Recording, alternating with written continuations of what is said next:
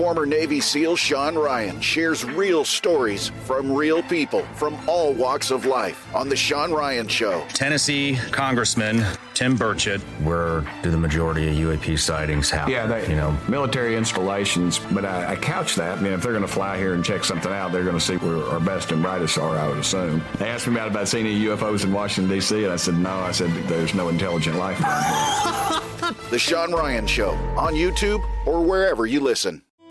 Your home is more than the sum of its parts, and creating a truly extraordinary space is about more than picking the perfect products.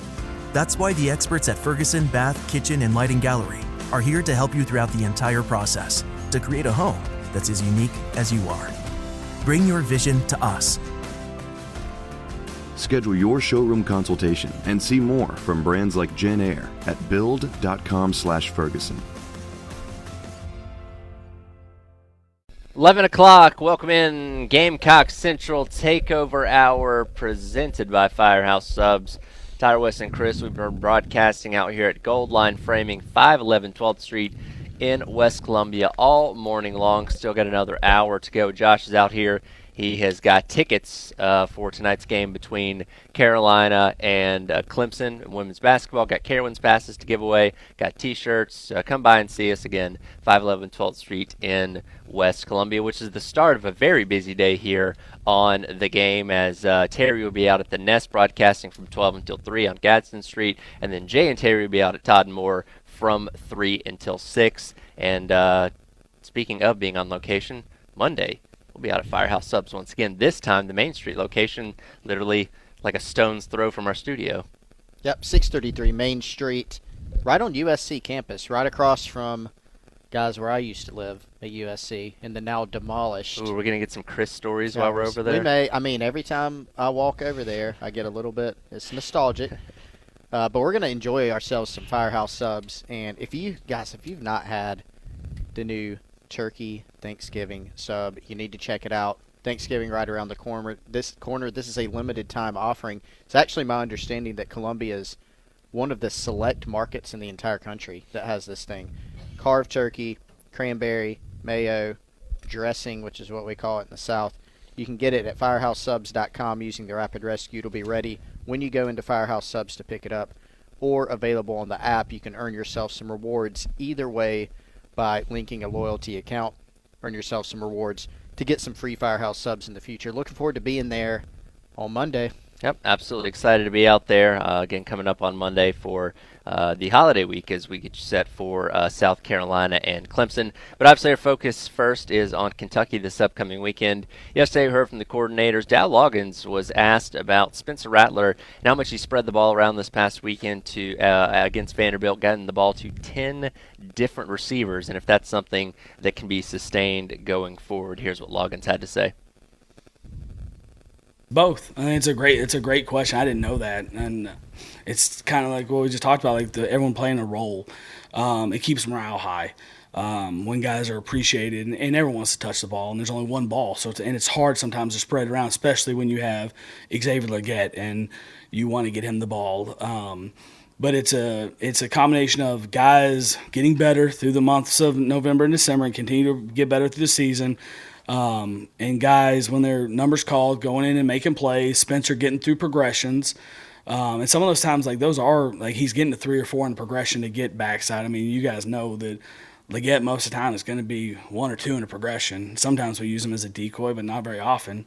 So when he's getting backside to things and guys are making plays for him, and the other thing it does is it gives Spencer confidence to get to a progression where he doesn't have to be fixated on throwing the ball to Legette all the time. And the Knicks and Tyshons and Luke Doty and AB and Peyton Manning played 16, 17 snaps for us, and I'm sure I'm going to miss some of that, so I don't like individualizing people like Josh and JD played and Nick Elskis played and Connor Cox played. Like all those guys, like it's just good for them to play, and it's good for this time of the season for everyone to play. It keeps morale high. They continue. The only way to get better is to go play football. Like you get better from practice, but you got to go do it on Saturdays, and that experience helps. And then making plays in games helps as much as anything.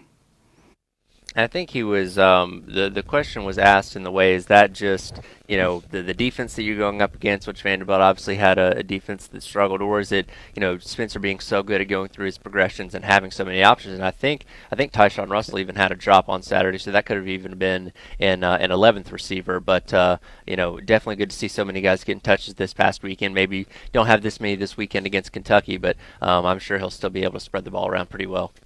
Yeah, and I think against this Kentucky heavily zone-based defense, it's a little bit different than facing like a man team, I think. So the progressions are a little bit different, and I think the way you attack it is a little bit different. So we'll see.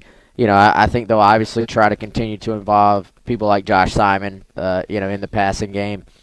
They were really able to attack Vandy with their running backs in the passing game as well, it felt like. But we know there was the one big play where DJ Braswell got kind of just lost, in coverage there. So you don't necessarily maybe see that as much with Kentucky. But that's been just some of that, I think, is just Rattler being Rattler. Like, he has gotten so good at working through those progressions at light speed and then still being able to physically deliver the football. Like, I think for some quarterbacks there's a disconnect, especially early in their career.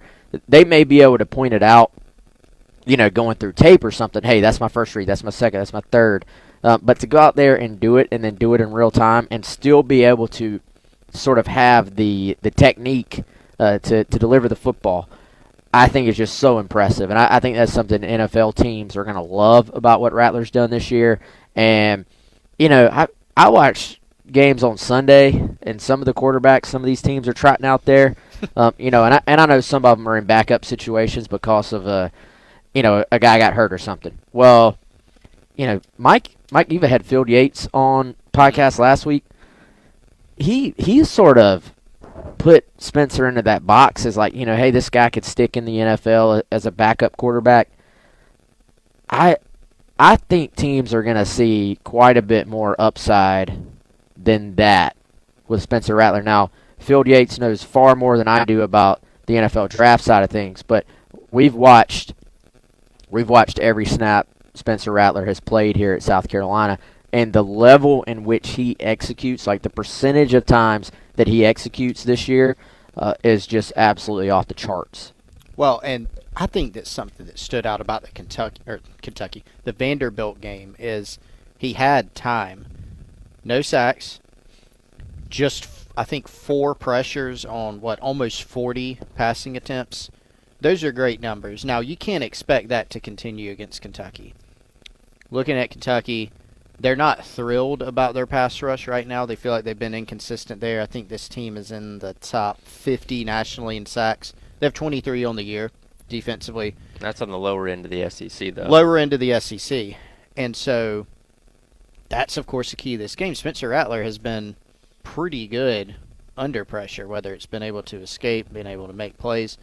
But what we've seen this year is that when he does have time, when he has a clean pocket, he's hard to beat. I mean, he's been picking teams apart, and that's what we saw against Vandy. I mean, aside from those drops, I think you pointed out, Wes, what do you have, 2 missed passes? One was the interception where he kind of had a guy in his face. He short-armed a ball to Xavier Legette. Still a great decision. Just short-armed it a little bit in those conditions. He picked Vandy apart. So if he can get time in this game, we know Kentucky's going to play that zone defense. So that's a little different than I think they've seen. Kentucky will play more zone than South Carolina is probably accustomed to seeing. Can he pick this Kentucky secondary apart? And I think it's possible, but again, the key is, does he get that time? I mean, South Carolina's played some of the best teams in the country in terms of rushing the passer. Texas A&M is first in the country in sacks. Tennessee's in the top 10. Missouri is in the top 20, and on and on. They played a lot of teams that are really good at pressuring the quarterback, and that's shown at times. Tennessee, UNC, we saw that from game 1 on. So that, to me, is kind of a key in this one is, can this offensive line, can they start for a third week in a row, the same guys out there? Will that stability help you? Because this is probably going to have to be even more of a Spencer Rattler carries you game, given the running back situation, I would think. Yeah, well, and I think that goes back to what we were talking about earlier. I mean, you have a lack of depth right now at running back, but you have your guy. So I think the curious thing to see will be how much do they try to, kind of roll with Mario Anderson. How much do they ride him? And I think, this is a Kentucky defense that I don't think I have a feel for what the matchup looks like for South Carolina. What I mean by that is what should the expectation be? Like I think this is a pretty good Kentucky defense.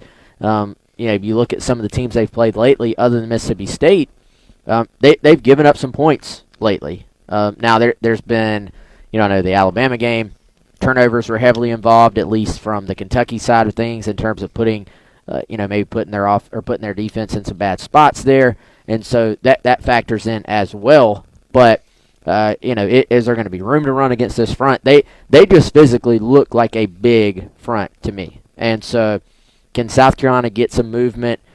Can they get anything going in the running game? I thought they'd have been able to run the ball a little bit better the last 2 weeks, given the matchups there. So, I think it's going to be fascinating.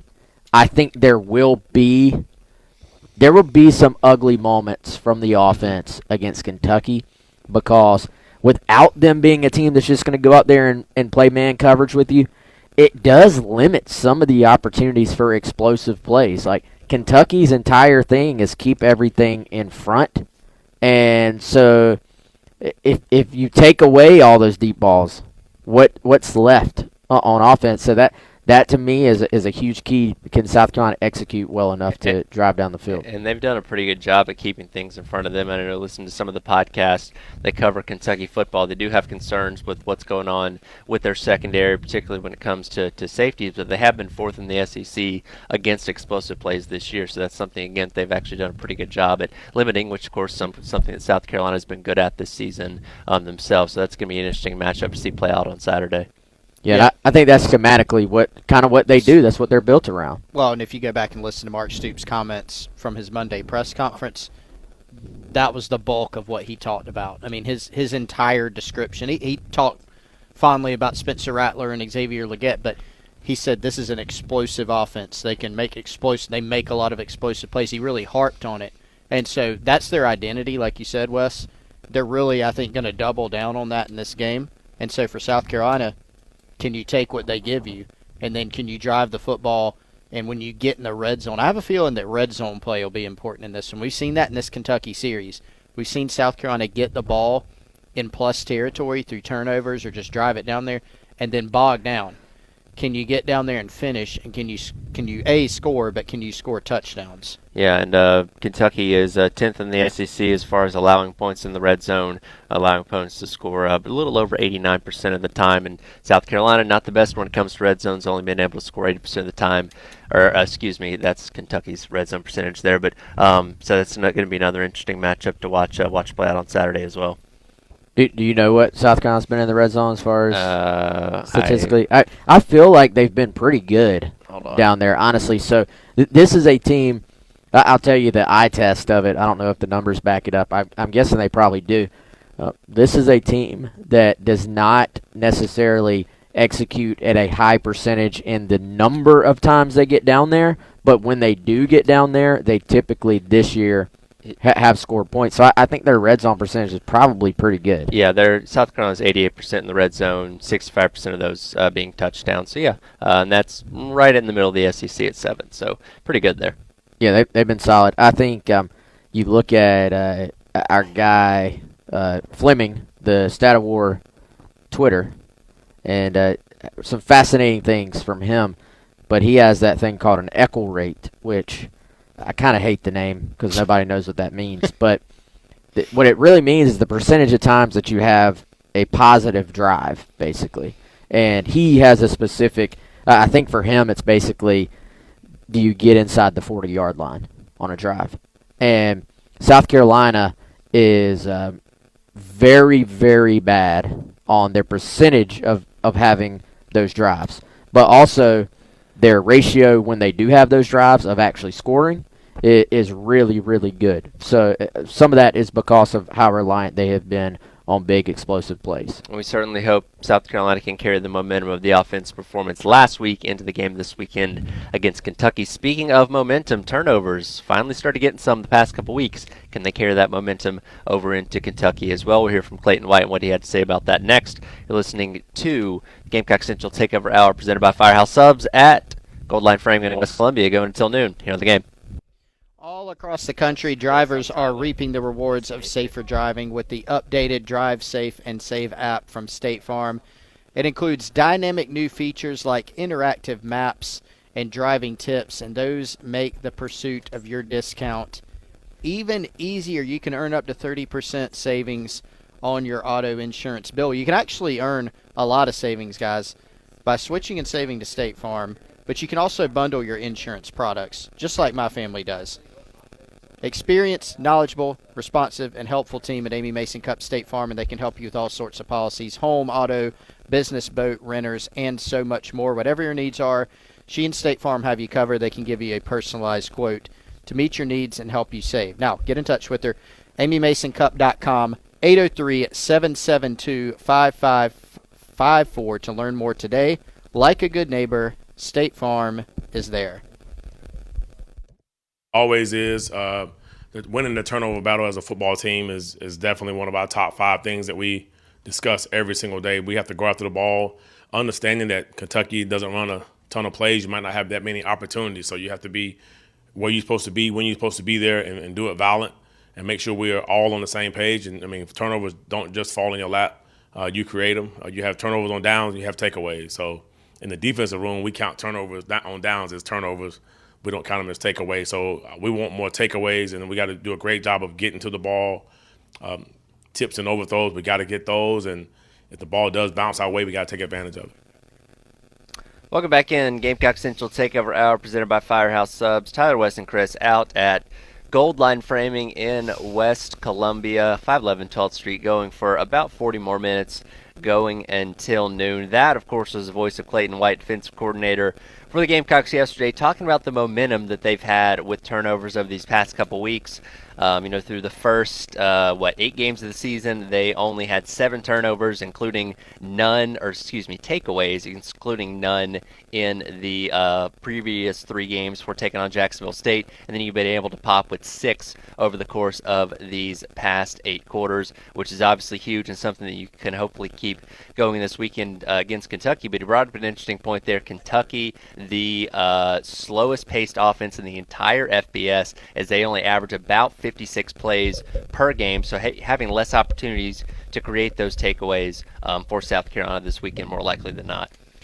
Well, one thing that you look at is, I'm not going to win any sort of award by pointing this out, but if you play an overmatched team, a team that you're just simply better than, the odds of you getting those takeaways obviously go up a lot. And when you play teams that are that you are overmatched against, you need those takeaways that are normally tougher to get in order to pull an upset. And so, South Carolina plays Jacksonville State.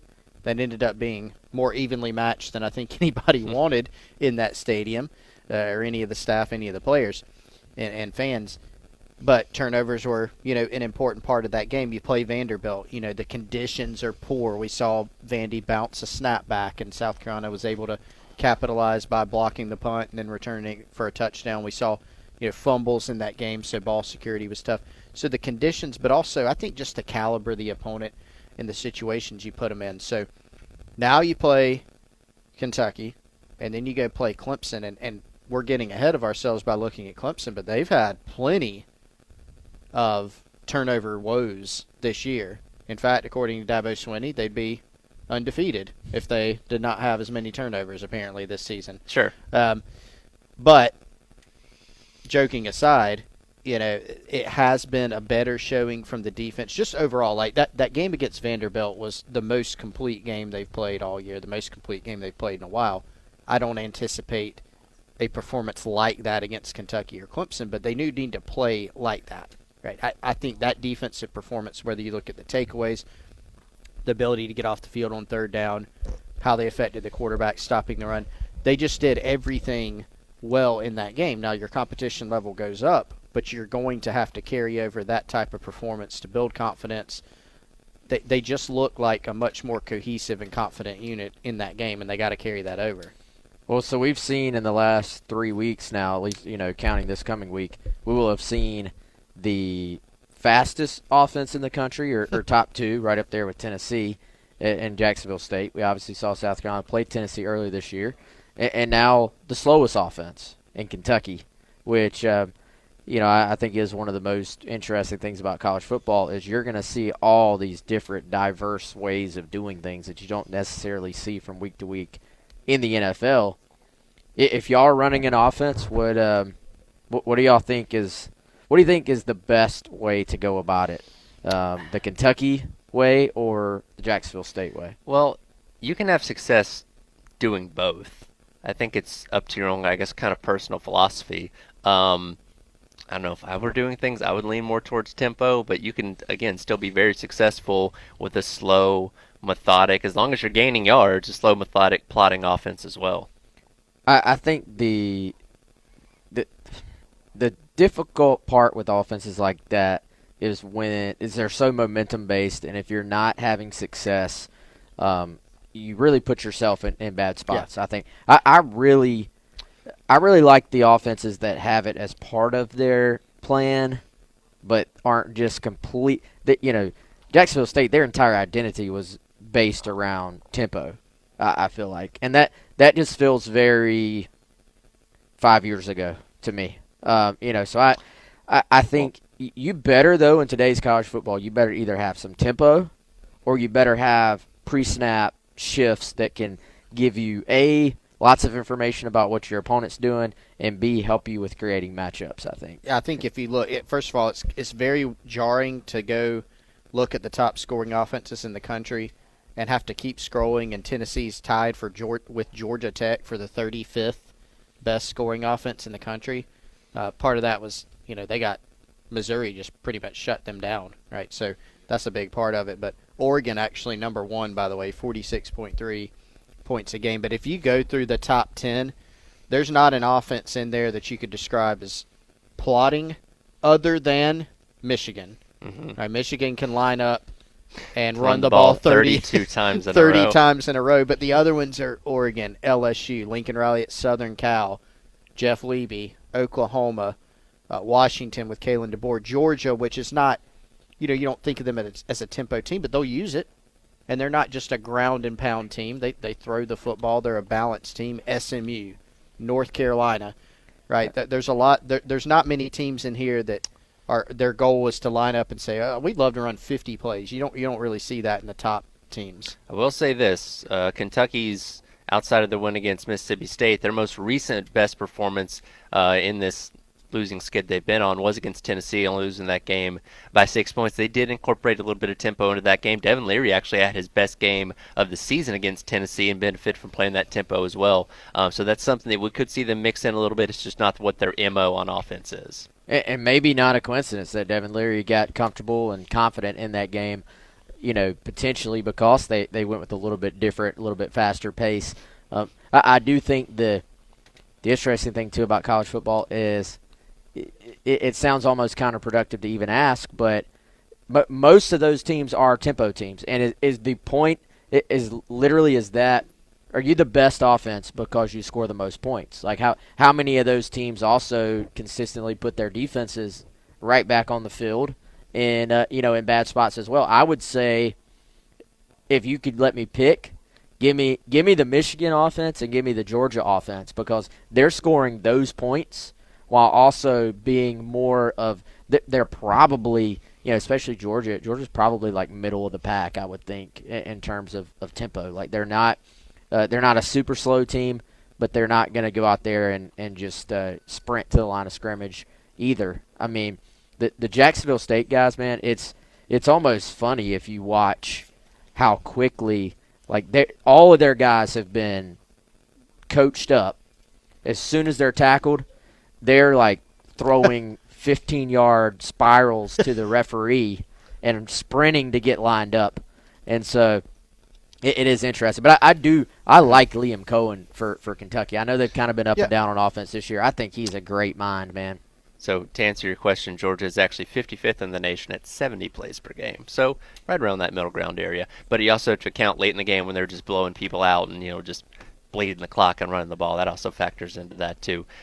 Speaking of, defense, slowing teams down, Ray Davis is going to be obviously a matchup issue this weekend. Former South Carolina fullback Pat DeMarco on with Bill yesterday gave a very detailed breakdown of the 3-3-5 versus a guy like Ray Davis. Let you guys listen to that. I'll react to that coming up. You're listening to Gamecock Central Takeover Hour live out at Gold Line Framing in West Columbia, going until noon here on the game. All right, guys, you just heard from Kendall Walsh a moment ago, but did you know that you can also hire Kendall Walsh for any and all of your real estate needs here in Columbia? That could be buying, selling, or investing in real estate in the Midlands. Call her today, 803-414-3590, or go check out the entire Dwell Columbia team at dwellcolumbia.com. That's the Dwell Columbia team at Better Homes and Gardens Real Estate Medley. 803-414-3590. If you are thinking about buying a home or selling a home, do what me and my wife did and call Kendall today. She's going to help walk you through this process, which can be daunting. It can be time-consuming. I know we're all just busy. You got a million things going on. All the little things that go into it, she's not only going to walk you through it, but she's going to take care of all those details for you. So call Kendall today, 803-414-3590, and go to dwellcolumbia.com now. Welcome back in. Gamecock Central Takeover Hour presented by Firehouse Subs. Tyler, West, and Chris along with you for a few more minutes as we're out at Gold Line Framing, 511 12th Street in West Columbia, going until noon. Of course, again, we'll be out at Firehouse Subs on Main Street come Monday. Speaking of Firehouse Subs, we always appreciate you guys weighing in on the Firehouse Subs text line, 803-404-6100. Chad asks on the text line, my largest concern is can we contain and be physical enough defensively to stop the run? Going to be a long day if we can't. Obviously, South Carolina has had some issues stopping the run over the course of the season and even the games where they have, on paper, been able to stop the run. That ended up being a pretty long day for the secondary as far as the other team throwing the ball goes. But yesterday, so Pat DeMarco, who's a former South Carolina fullback, usually comes in about once a week, hangs out with Bill. He gets his thoughts on the latest game and what's going on, with South Carolina. And obviously the 3-3-5 defense is something that they've been implementing more and more. It was their base defense against Vanderbilt. We saw Ben Martin Scott have a really big day out there. And Bill asked him the question yesterday, how that kind of defense can fare against a running back like Ray Davis this upcoming weekend. Here's what Pat DeMarco had to say yesterday. Yeah, they're gonna. I would say our defensive staff's gonna do a lot of studying and breaking down. Are they trying to attack the edges, or are they trying to penetrate you in the middle? Are they trying to run tight zone? Are they trying to run wide zone? Are they trying to run duo where they get a bunch of double teams? So, the one thing that a 3-3-5 defense kind of where you can get attacked is you have soft edges. So 3-3-5, you got to think you get edged with a tight end on the end of the line unless you put a backer, walk a backer up on the outside. Because you usually have either a 4-eye or a 5 technique, or those instead of a 3 technique and a shade. You can just get attacked on the edges. When I was playing in Atlanta with Kyle Shanahan, like if a team ever ran an odd front, which was a head up nose, a 4-eye, and a stand up linebacker, we had a different playbook that we had in for those guys. We would try to attack the edges because that stand-up edge guy, he's a wide guy, and he is basically saying, I'm not letting anything outside, so you can throw your hat and you can try to reach him, and you can put him in panic mode, so you can really soften up the edge there. So depending on what Kentucky, what their plan of attack is for us, I could see us adjusting back to 4-2-5 and putting a Tyreek and another big guy in there to anchor up front. But honestly, that 3-3-5 and having Bam there and all the movement in the games we were doing up front, it was, it put Kentucky, kind of put them in a little bit of a bind, just trying to sort everything out. So I think you'll see a blend of both. I think there will be a transition point where they'll probably bounce back and forth from the 3-3-5 to 4-2-5, and keep Kentucky on their toes. And that's a very good breakdown right there, again, of how 3-3-5 defense could factor against Kentucky this weekend. And we don't necessarily know if that's going to be the main form of defense they're going to be using, or if they bounce back between that and the 4-2-5 like we've seen over these past couple weeks. But he does bring up a good point there. And obviously Ray Davis, with his speed, has the ability to get outside on the edges and really make you pay. That's something you certainly have to watch out for this weekend if you decide to bring that kind of front against them.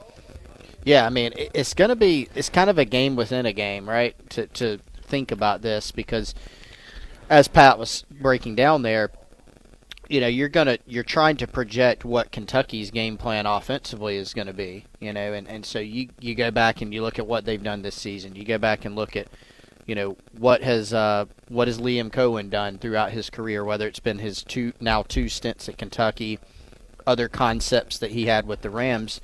Generally, coaches are going to, butter their bread somewhere.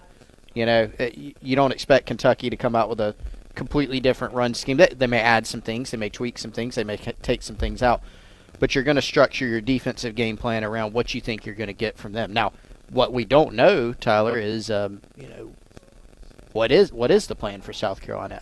I certainly anticipate we are going to see the 3-3-5 this week that was unveiled a couple weeks ago. How much of it do we see?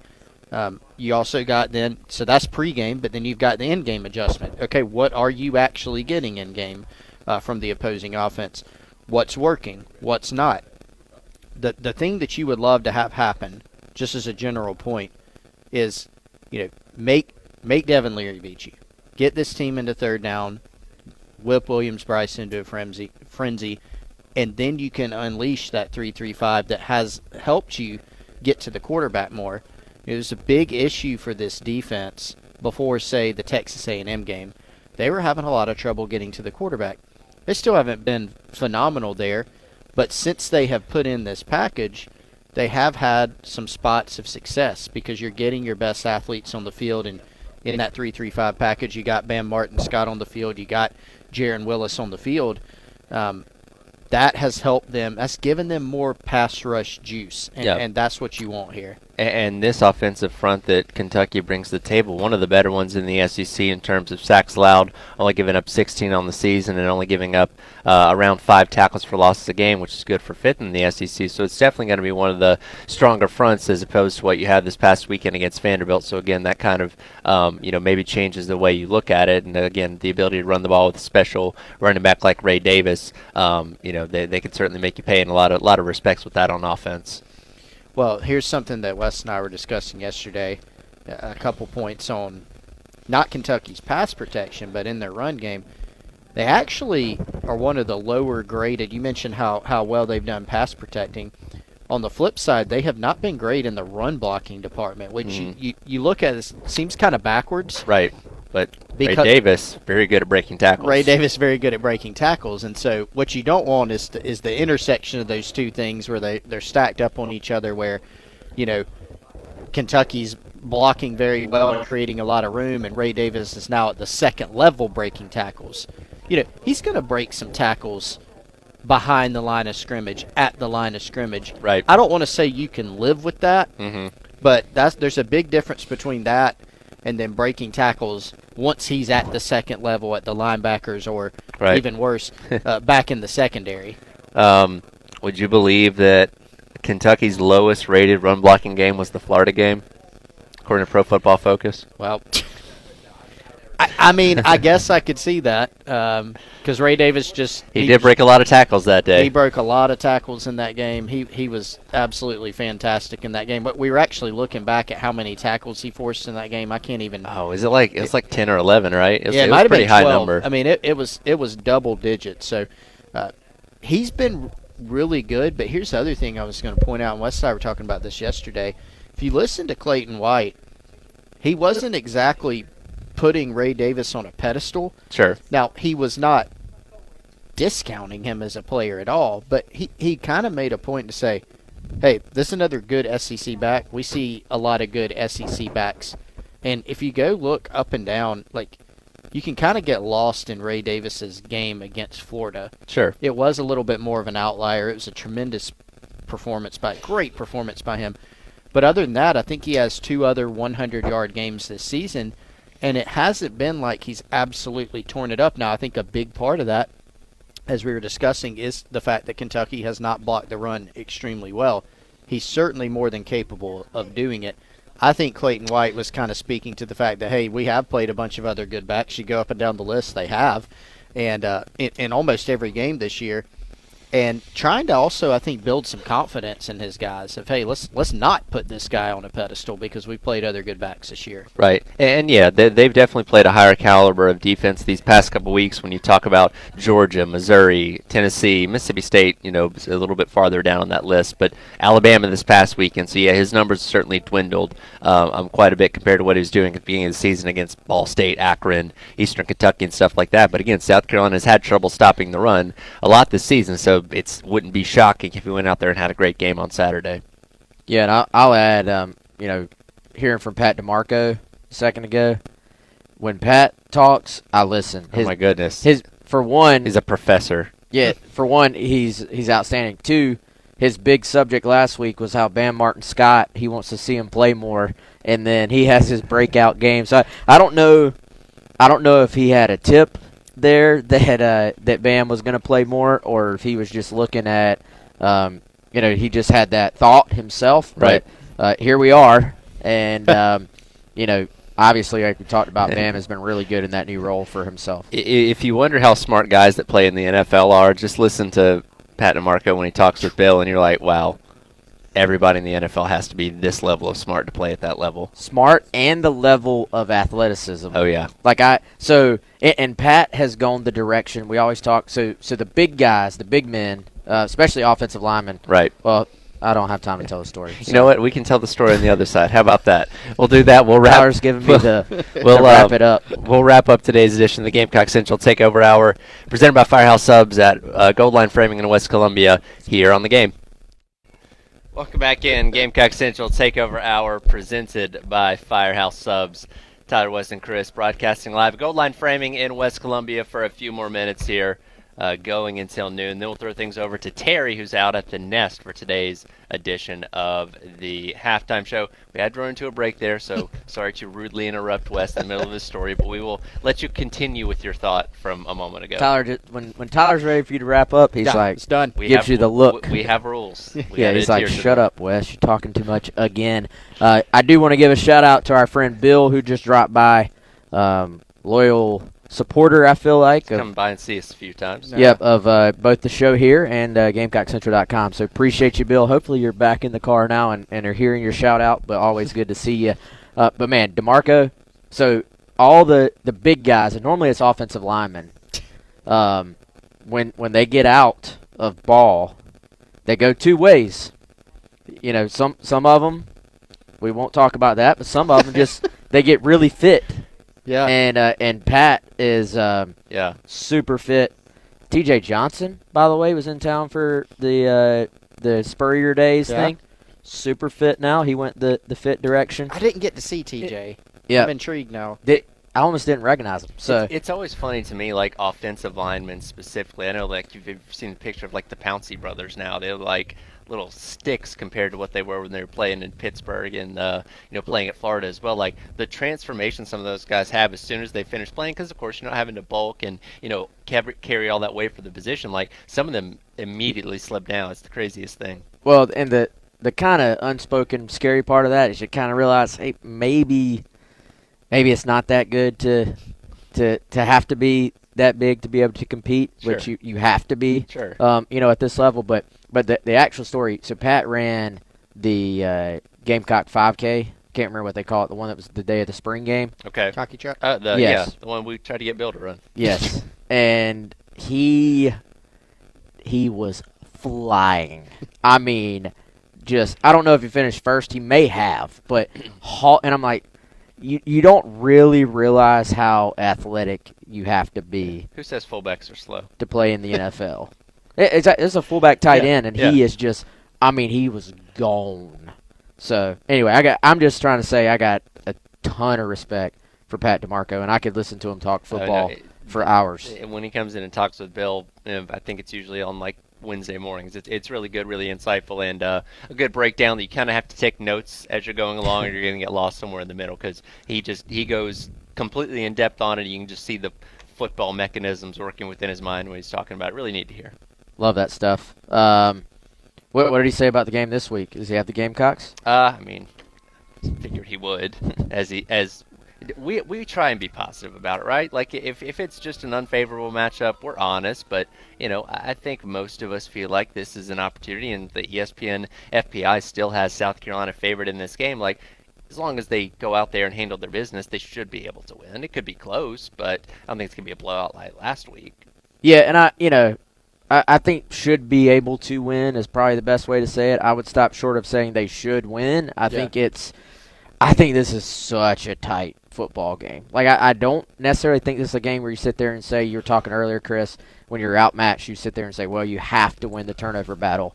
I think this is a game you can't lose the turnover battle, but if it just is an evenly played game where neither side is turning the ball over or the turnovers are equal, it probably does, something you brought up earlier, it probably comes down to red zone, man. Like, who's kicking field goals, who's scoring touchdowns. The game a couple of years ago in Columbia when these two teams faced, it was an old-school SEC defensive battle. And Carolina had the ball several times in plus territory where they took over in great field position and were not able to score. Beamer brings that game up from time to time, talking about whether you go for it on fourth down or not. And they were very aggressive in that game, but didn't get a couple of those fourth downs. And so, I think both sides probably internally go into this game feeling like they're going to go win, which means from the outside looking in, you're talking about two pretty relatively closely matched football teams. Yeah, the latest line on this game is close to a pick'em. There's like a couple points, I think, at one point at the last check. And so, yeah, I think that's what everybody's anticipating. Tight game, both sides probably picking their own team, right? Kentucky people probably think they should/will win this game. South Carolina people probably, think should/will, or maybe at the very minimum, cautiously optimistic about this game. Sure. Last check of the line, it has Kentucky favored by 1.5. That is per ESPN. Which is not even. It's essentially a pick 'em. Yeah, essentially. By the way, we were hoping to have this today. I think we're going to have somebody from KSR. Okay. I'm waiting on the final confirmation on time, but I think during our 11 o'clock hour tomorrow we're going to have Adam Luckett from KSR. They are in the process of they'll be driving at the time, coming down to Columbia, but I think we'll have that. I've listened to some of their stuff this week. They don't seem to like Beamer too much. Yeah. They, this may not be a rivalry, but it's borderline getting there. They make it sound like it is. I'll say that much. Yeah, there are a couple fan bases that, for some reason, seem extremely bothered by Shane Beamer. And Kentucky's one, Tennessee's the other one. Yeah. Tennessee, I guess they're bothered by everybody. I guess so. That'll do it for today's edition of the Gamecock Central Takeover Hour. Presented by Firehouse Subs. Thank you to everyone here at Goldline Framing in West Columbia for allowing us to be out here. We'll be back in studio tomorrow. We'll have buy or sell. We'll get you set for South Carolina and Kentucky coming up on Saturday. Halftime show with Terry out at the Nest in Columbia coming up next here on the game. All right, guys, what's up? Show is over. We got to tell you about one more awesome, great sponsor. It's our friends over at Integrated Media, integratedmediainc.com. Hit them up right now, 803-948-8327. Guess what? I know football season for college ball is almost over. We still got NFL. We got basketball season rolling. Upgrade the man cave today. They can do anything and everything you could imagine. That could be a brand new TV. That could be surround sound. Have them come out and do what they did for me. They upgraded the whole home Wi-Fi. We ran Ethernet throughout the house, to the office, to the other office, and just got us all hooked up. So whatever you can imagine involving audio, visual at your house, maybe you want to make your home smarter with smart home aspects, they can do that too. External speakers when you're outside sitting around the fire, they can do that too. Anything and everything you can imagine, our friends at Integrated Media are going to do it for you. Again, get an inside look at Hollywood with Michael Rosenbaum. Let's get into the fascinating, wonderful Bonnie Wright. Oh, yeah. Ray Fiennes was the most chilling actor to work around. He wasn't funny and making jokes. No. A little bit, but in, like, Voldemort way. Did you feel like he got very little direction? They let him do what he was just doing? I'm sure he was probably the type of actor that would go kind of quietly and speak to the director rather than What am I doing wrong? What do you want me to do? Inside of You with Michael Rosenbaum, wherever you listen. IntegratedMediaInc.com. Hit them up today. With over 25 years of experience, TLC Laser Eye Centers is a leader in LASIK. TLC has performed over 2.3 million LASIK procedures nationwide, including treatment for over 10,000 doctors and professional football player Kirk Cousins. TLC Laser Eye Centers is a brand that's proven and can be trusted. This was not a procedure I wanted to cut corners on. I wanted to get the best quality and the best doctors and make sure that it was done to the highest level. And I felt that TLC was the brand that would do that. And so it made the decision easy for me and for my wife. Come see why TLC is the doctor's choice for LASIK and the choice for Kirk Cousins. Right now, TLC Laser Eye Centers is offering $1,000 off LASIK when treated in November. That's $500 off per eye plus guaranteed financing. Visit TLCoffer.com today to schedule your free consultation. Must mention this promotion and be treated in November of 2023 to qualify. $1,000 off for both eyes on standard wavelength price. $500 off for one eye. Cannot be combined with any other offers. See details at TLCoffer.com.